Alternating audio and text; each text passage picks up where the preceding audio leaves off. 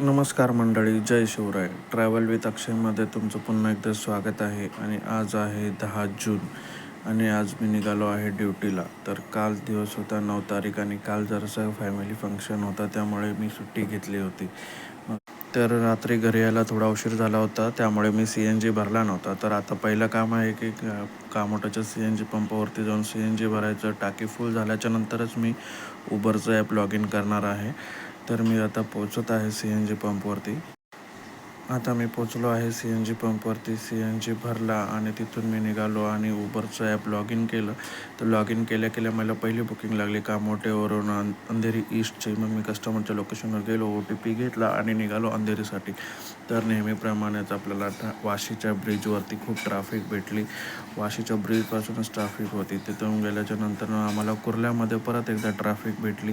असं करत आम्ही 1.5 तासानंतर अंधेरी ईस्टला पोहोचलो. ट्रिप एंड केली. ऑनलाईन पेमेंट होता, त्यामुळे कॅश कलेक्ट केले नाही.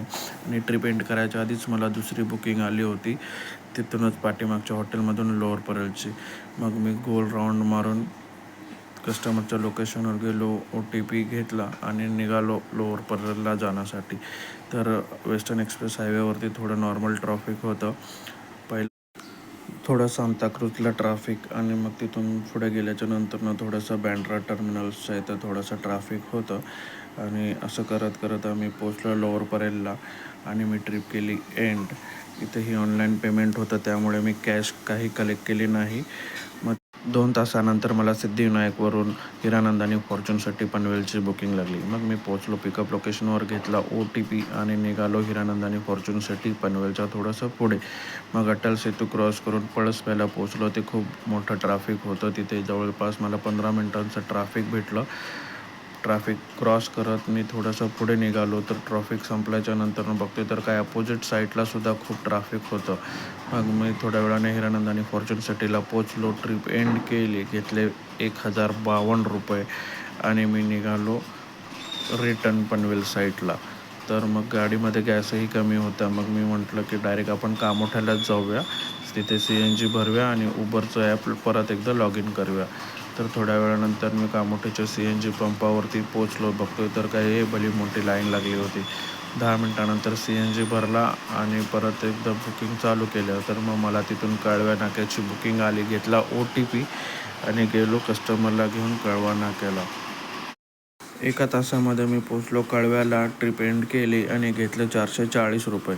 तिथून मी गेलो डायरेक्ट ऐरोलीला. ऐरोलीवरून मला बुकिंग लागली आमच्याच कामोठ्याची. मग घेतला OTP आणि मी निघालो कामोठ्याला जाण्यासाठी. कामोठ्याला जायला जवळपास मला 1.5 तास लागले आणि मी पोचलो कामोठ्याला. ट्रिप एंड केली. ऑनलाईन पेमेंट होता, त्यामुळे कॅश कलेक्ट केलं नाही. तर नेहमीप्रमाणे आपण घरी जाताना आपली CNGची टाकी फुल करून जातो. मग मी कामोठ्यामधून परत कामोठ्याच्या बाहेर आलो आणि चाललो CNG पंपाकडे. थोड्या वेळानंतर मी पोचलो आहे CNG पंपाजवळ आणि आज थोडीशी लाईन कमी होती CNG पंपवरती.